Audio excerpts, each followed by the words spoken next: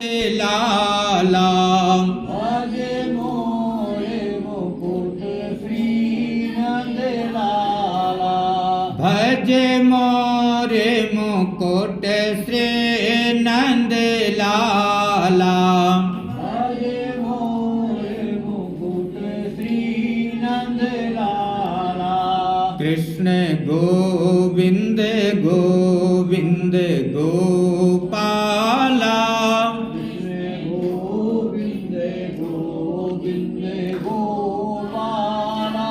कृष्ण गोविंद गोविंद गोपाला।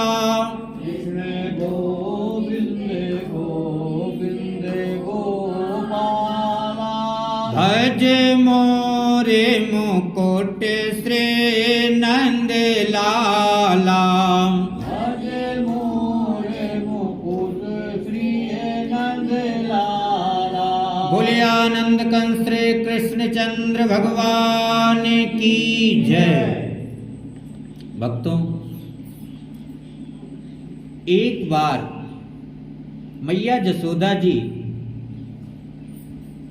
कन्हैया को लिए हुए थी। एकदारोहमारूढ़ं लालयन्ती सुतं सती गरिमाणं शिशोर्वोढुं न सेहे गिरिकूटवत्। तो ऐसे गोदी में लिए हुए थी। तब तक मथुरापुरी से तृणावर्त चल दिया। तृणावर्त का मतलब ही होता है कि तृण माने तिनका और आवृत माने घिरा हुआ, ऐसे गोल गोल, जिसको बवंडर बोलते हैं, यहाँ की भाषा में जो भी बोलते हो। हाँ, तो वे सीधे इधर गोकुल की ओर आने लगा। कन्हैया जी तो देख रहे हैं, और जैसे ही कन्हैया जी ने देखा तो कन्हैया जी ने अपना वजन बढ़ाना प्रारंभ कर दिया। और जब गरिमाणम शिशोर्वोढुं न सेहे गिरिकूटवत्, इतना वजन बढ़ाया कि मैया जसोदा को लगा कि मेरा लाला लगता है कि बहुत खा पी लिया है।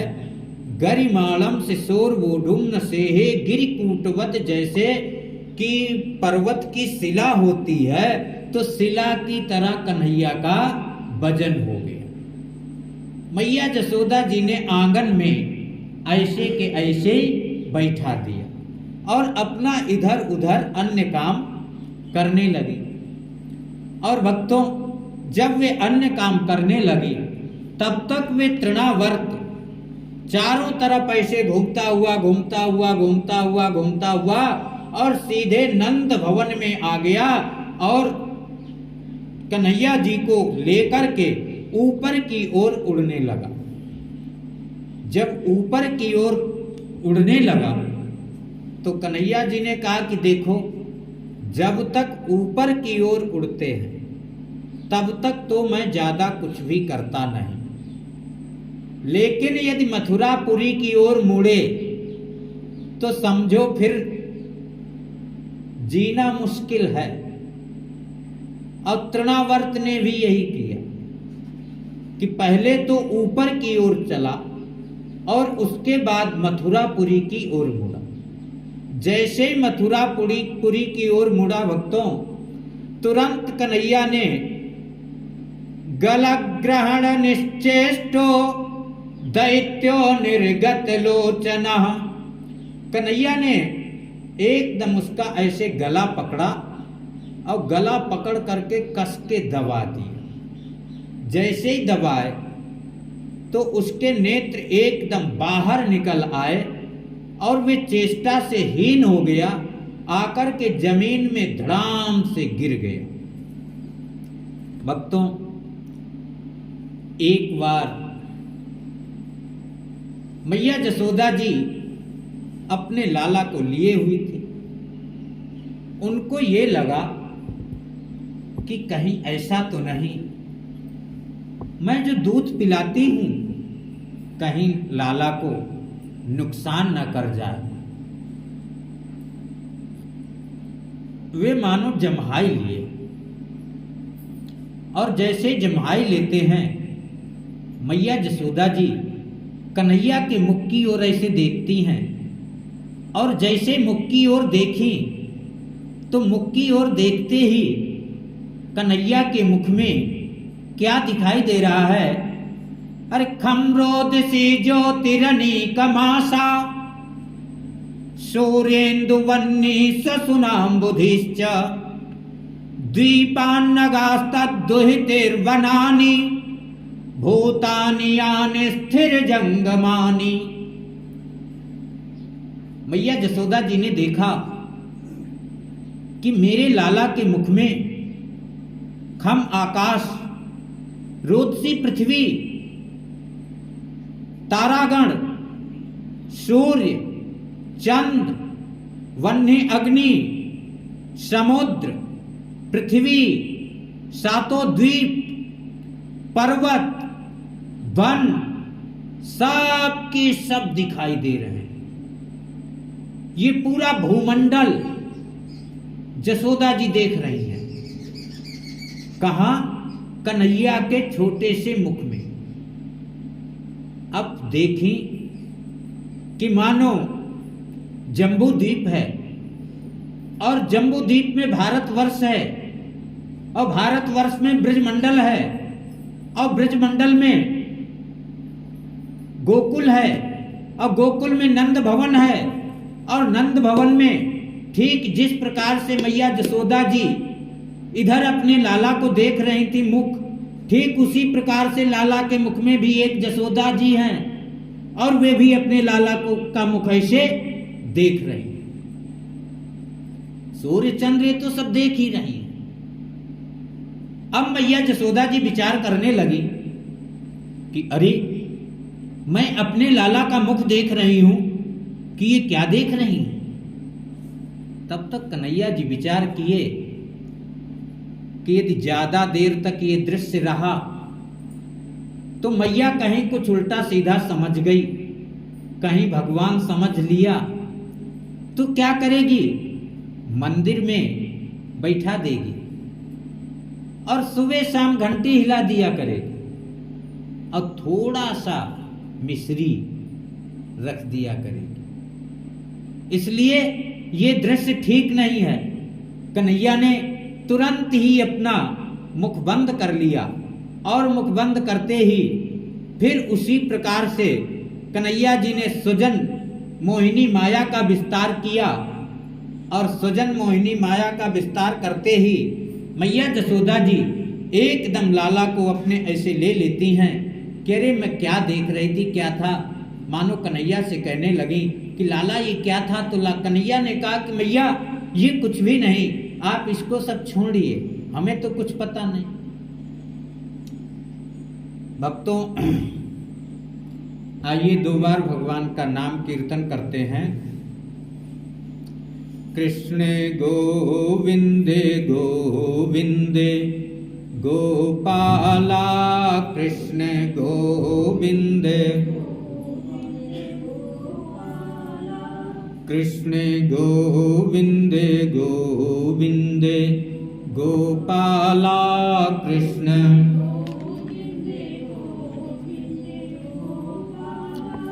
भज मोरे मुकुट श्री नंद लाला, भज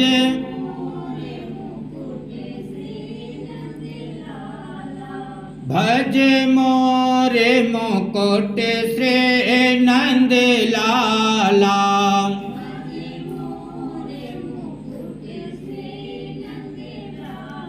बोलिए आनंद कंस श्री कृष्ण चंद्र भगवान की जय।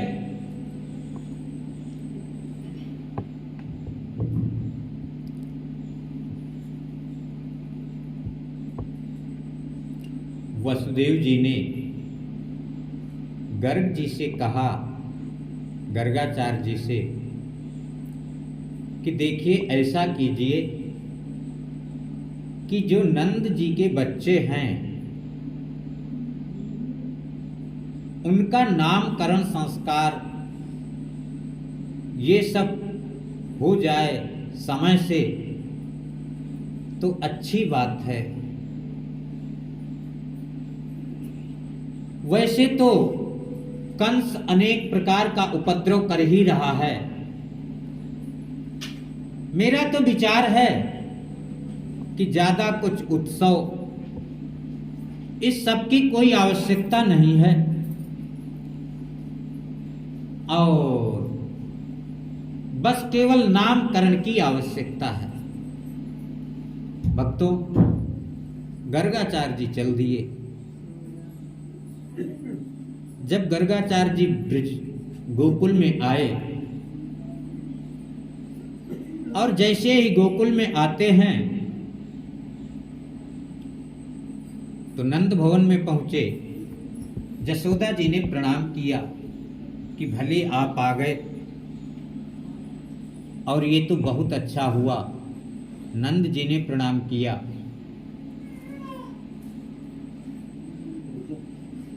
बच्चों का नामकरण भी करना है। कहे हाँ, नामकरण तो करना है और समय से नामकरण हो जाए तो ये भी सही है। तो मानो नंद जी ने कहा कि उसके लिए तो उत्सव इत्यादि की भी जरूरत होगी, लेकिन समस्या इस बात की है यदि मैं कुछ छोटा सा भी उत्सव मनाता हूं तो कोई न कोई उपद्रव जरूर खड़ा हो जाता है। गर्गाचार्य जी ने कहा कि देखो, पहली बात तो ये है कि यदूनामहमाचार्यः ख्यातश्च भुवि सर्वतः, कि मैं यदुवंशियों का आचार्य हूं और ये पूरी पृथ्वी पर विख्यात है ये बात।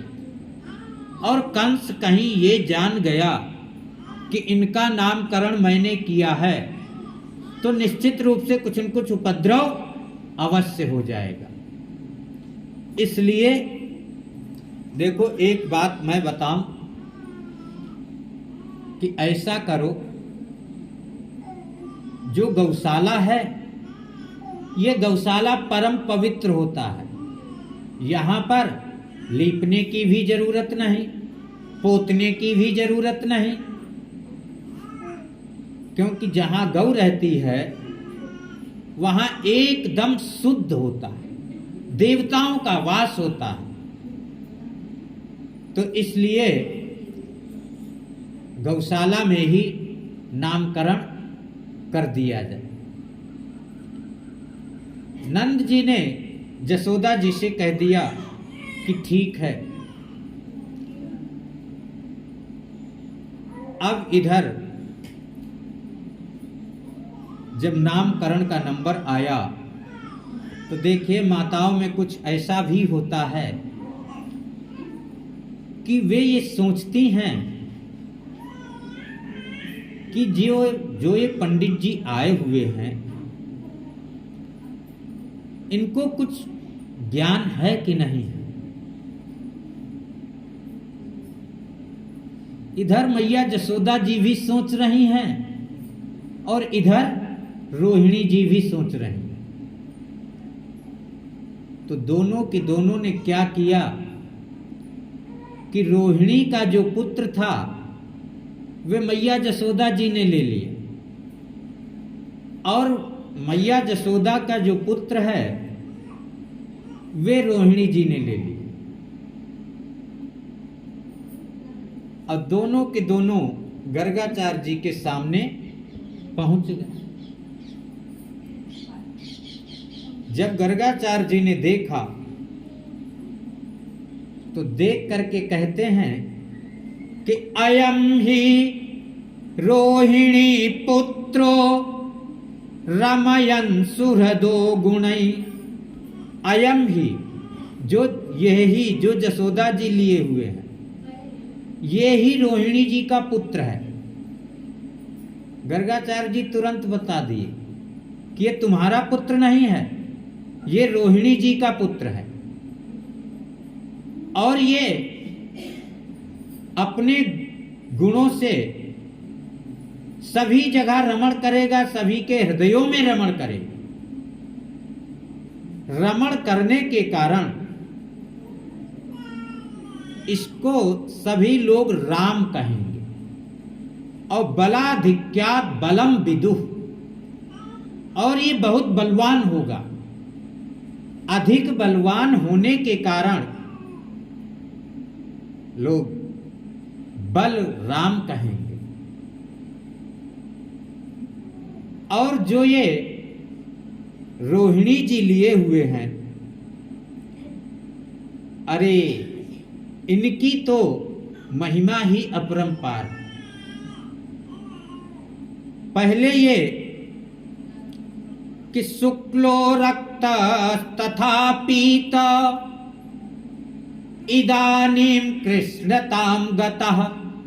ये पहले शुक्ल अर्थात सफेद वर्ण में आए, फिर रक्त लाल में आए, फिर पीले में आए, लेकिन इस बार इस समय ये श्याम वर्ण में, कृष्ण वर्ण में आए हैं, इसलिए इनका नाम कृष्ण होगा।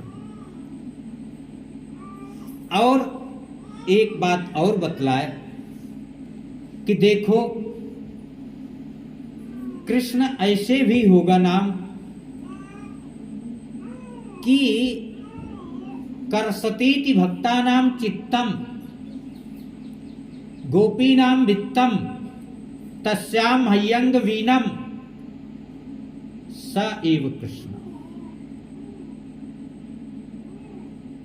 केवल भक्तानामपि चिंतम नैव, अर्थात केवल भक्तों के ही चित्त को इन्होंने नहीं खींचा है। इसका मतलब यह है कि जो भक्तों के चित्त को अपनी ओर खींच ले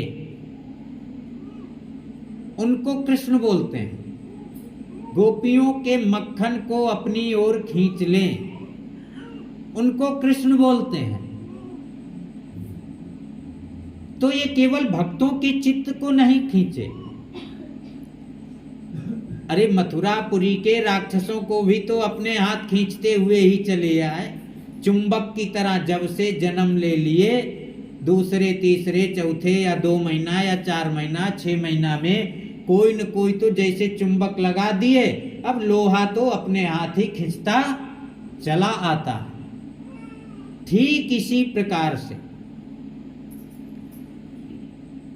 ये यहाँ गोकुल में रहते हैं, लेकिन मथुरापुरी से जो मथुरापुरी में जो राक्षस रहते हैं, वे राक्षस अपने हाथ ही खींचते हुए चले आते हैं। ये खींच लेते हैं यहीं से। तो खींचने के कारण, आकर्षण होने के कारण इनका नाम कृष्ण होगा। तो भक्तों, ये जो भगवान कृष्ण हैं, देखिए कृष्ण जी की प्रतिज्ञा है कि कृष्ण कृष्णेति कृष्णेति यो मां स्मरति नित्यसः।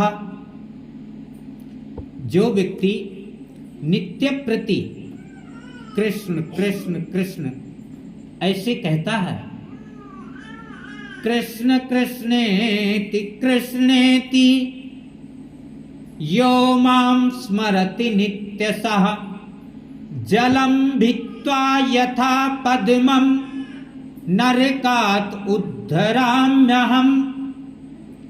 कि पहली बात तो कृष्ण कृष्ण कहने वाला, जो भी कृष्ण कृष्ण कहता है या कहते हैं, वे नरक में तो किसी भी प्रकार से जा ही नहीं सकते।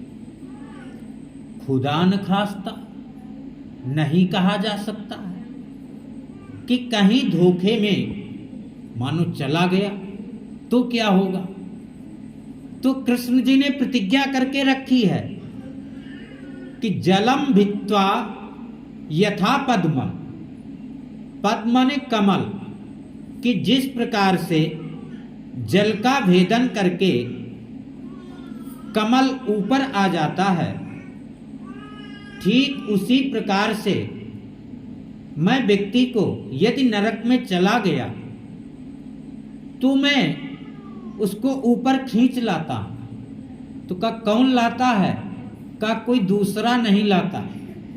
ये जो कृष्ण नाम है, ये कृष्ण नाम में आप देखते हैं जब कृष्ण लिखेंगे कृष्ण, कृष्ण नहीं कृष्ण, री लगाएंगे नीचे, तो उसमें नीचे ऐसे कांटा जैसा बना रहता है। तो देखिए पहले के समय कुआं होते थे, अब तो कहीं कहीं ही दिखाई देते हैं। पहले के समय बहुत कुआं हुई होते थे, और यदि कुआं में कोई पात्र गिर गया तो किससे निकालते थे? एक कांटा होता था, उसमें अनेक प्रकार के ऐसे कांटे कांटे लगे रहते थे। तो जिस प्रकार से वे कांटा अंदर जाकर के लोटा में ऐसे फंस जाता, लोटा हो, कमंडल हो, बाल्टी हो, जो भी पात्र हो, ऐसे फंस जाता था और एकदम रस्सी से धीरे धीरे ऊपर की ओर खींच लेते थे।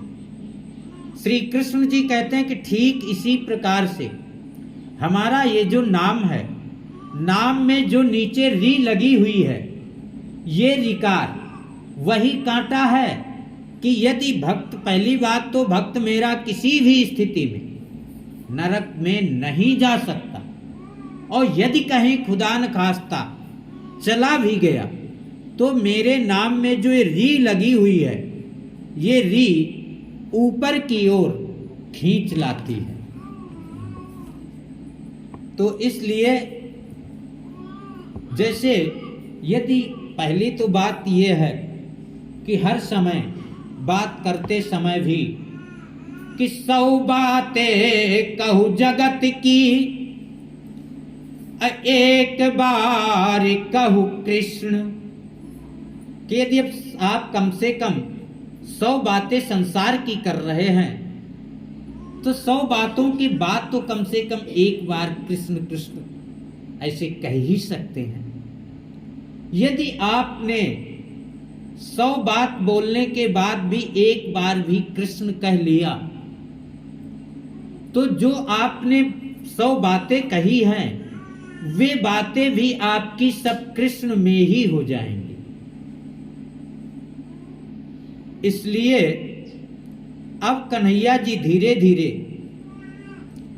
अपने घुटनों के बल और हाथ की कहने के बल चलने लगे, घसीटने लगे। ऐसे आंगन में चलते रहते हैं, वहां पानी की टंकी इत्यादि है। कभी कभी क्या होता है कि देखते हैं कन्हैया और बलराम दोनों अपने छोटे छोटे पैरों से और छोटे छोटे हाथों से पानी के पास पहुंच जाते, जल के पास, और ऐसे हाथ से जल करने लगते, खेलने लगते। भक्तों, नंद जी का गौशाला था और उस गौशाला में बड़ी बड़ी सांड रहते थे, और 2 सांड तो ऐसे थे कि उनके सींग तो बहुत बड़े बड़े थे। वे सींग ऐसे आगे को होकर के ऐसे और ऐसे थे। भक्तों,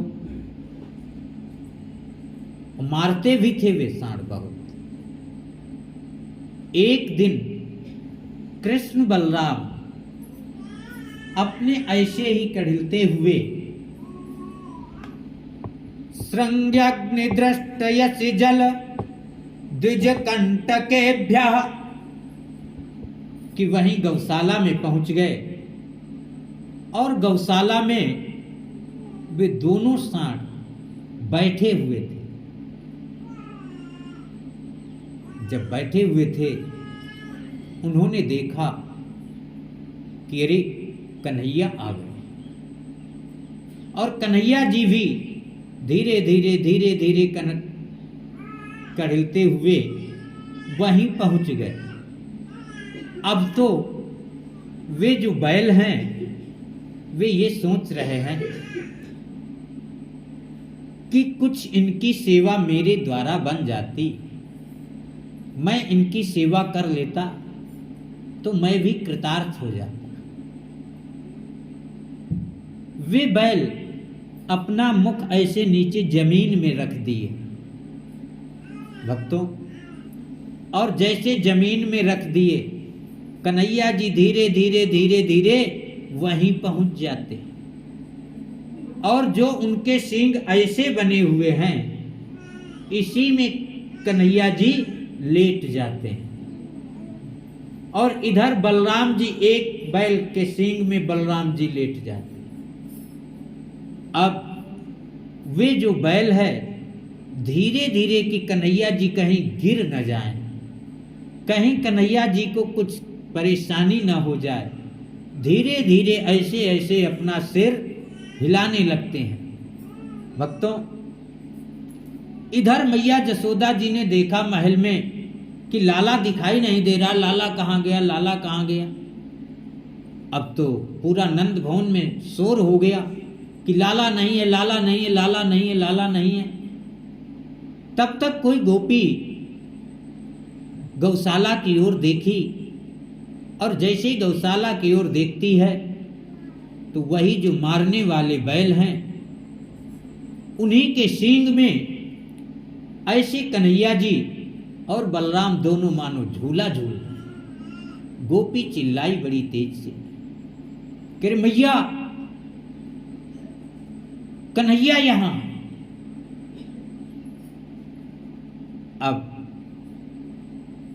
गोपी भी सोच रही है कि वे तो बहुत मारने वाले बैल हैं, और मैं जाऊंगी तो कहीं ऐसा न हो कि कन्हैया तो गिर ही जाए और साथ में हमको भी मार। तब तक मैया जसोदा जी ने देखा मातृ हृदय इतना बलवान होता है, इतना कोमल होता है, अपने की परवाह न करके और वे सीधे उसी बैल के पास पहुंच जाती हैं और कन्हैया जी को वहां से उठा लेती हैं।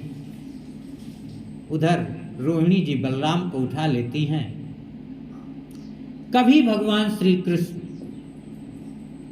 और बलराम अग्नि के साथ खेलते हैं। देखिए, जो छोटे छोटे बच्चे होते हैं ये जैसे कोई लकड़ी में अग्नि जला लेते हैं और फिर वो जलती हुई लकड़ी को ऐसे ऐसे ऐसे करके घुमाते हैं। ऐसा लगता है कि मानो एक लाल लाल गोल दारा जैसा बन जाता है। तो कभी भगवान श्री कृष्ण अग्नि से भी खेलते हैं। दंष्ट्र तो दांत किसके हैं, दांतों से कैसे क्या करते हैं कि ब्रिज में बंदर बहुत हैं, और कभी कन्हैया बलराम क्या करते हैं, किसी बंदर के पास बैठ जाते हैं और वे बंदर इनको देख करके ऐसे मुख करता है और ये क्या करते हैं, उसके दांत के साथ खेलने लगते, कभी हाथ से ऐसे करते। असी कभी कृष्ण और बलराम दोनों के दोनों एक तलवार कन्हैया जी ले लेते हैं और एक तलवार बलराम जी ले लेते हैं। दोनों लोग अब थोड़ा बड़े भी हो गए हैं, लेकिन बहुत बड़े नहीं हो गए। वे तलवार से एक दूसरे के साथ खेलते हैं, और कभी कभी तो कांटों में ही खेलने लगते हैं। कंटकेभ्यः। आइए 2 बार भगवान का नाम लेते हैं। कृष्णे गोविंदे गोविंद गोपाला, कृष्णे गोविंदे गोविंद भज मोरे मोको